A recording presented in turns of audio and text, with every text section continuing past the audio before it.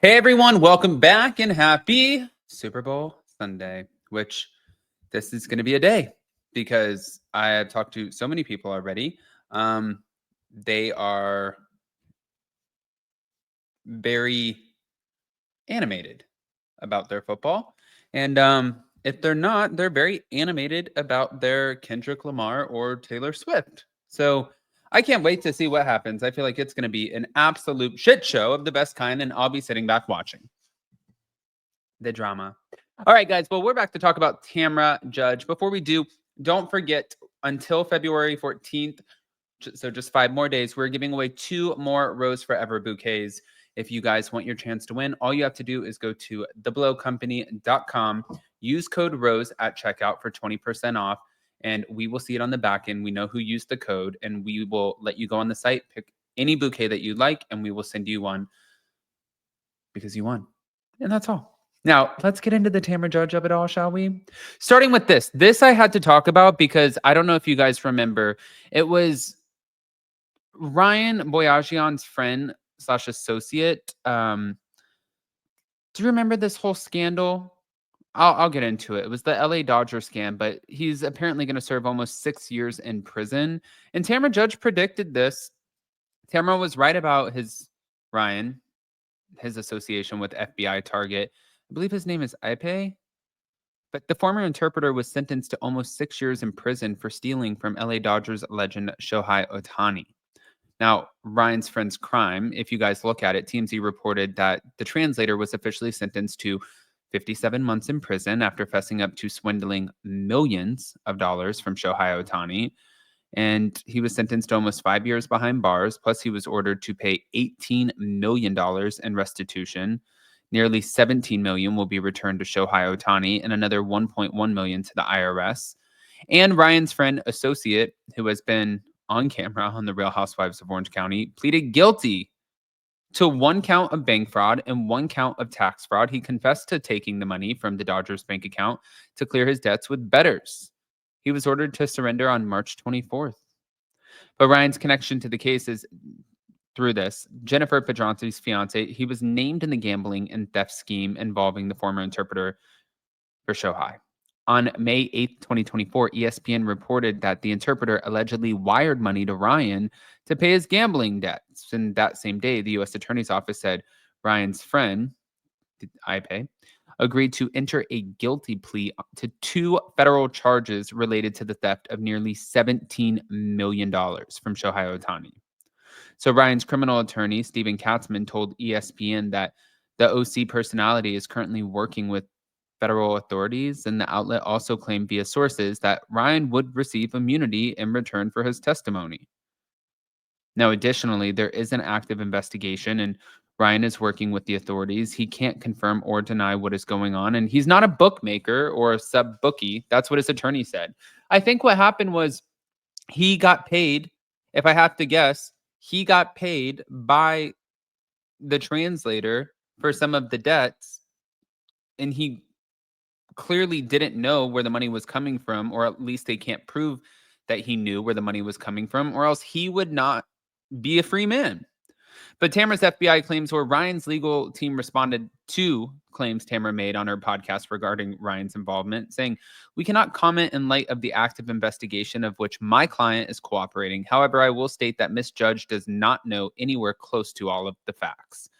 Also, Tamra mischaracterizes what she does with inflammatory rhetoric and should refrain from commenting publicly on the same until she does.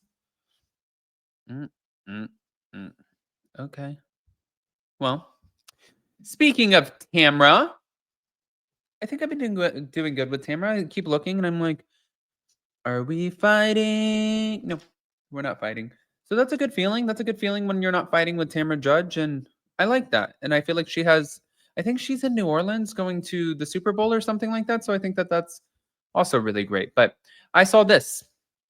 Thank you to Reality Blurb, where Tamra and Eddie opened up about the ups and downs in their marriage during an appearance on Amy Robach and TJ Holmes' podcast on Tuesday, with Tamra admitting that she once thought they were going to end it. So Eddie confessed to making threats about leaving in the past, and she looked back on the moment that she thought that they were done for good, as they also shared their one deal breaker and the secret to their relationship success. I think in the very beginning, the first year that we were together, it was so stressful and overwhelming. My ex was riding me hard. It was such a stressful time for us. But Tamara was previously married to Simon. We know because, God, watching Simon on the show. I don't know how Simon's doing now. I know he had some medical issues. And I believe Tamara really rallied around him for that when during that, especially for her kids. And nobody wants to see anybody that they know or loved, once loved, doesn't matter. You don't want to see somebody deal with cancer or anything like that.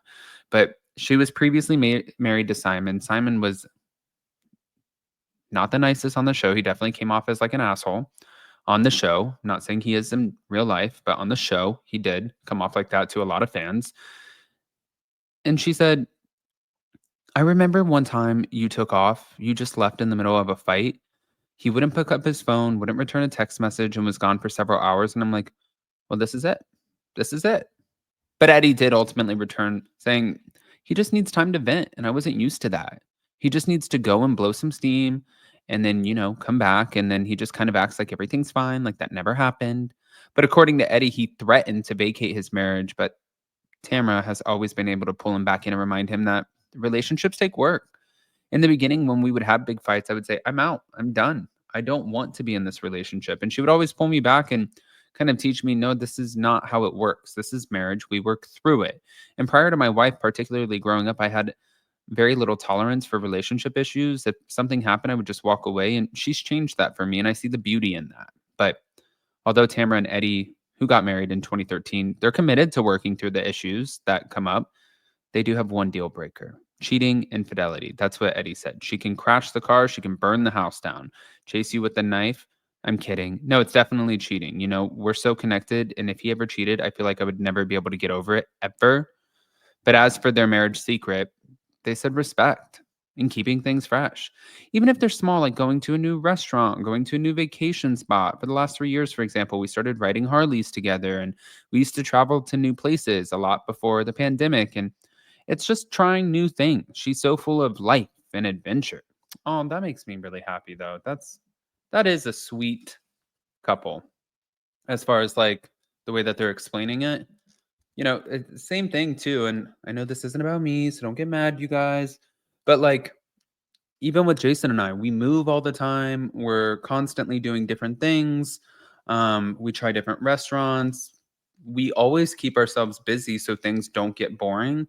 And we're like, oh, okay, well, life's really stale right now because, we're happy and things are good and there's no more new restaurants to try. So let's just get another animal. And it's like, Jesus, no, you know, we add things to it's just, I get that.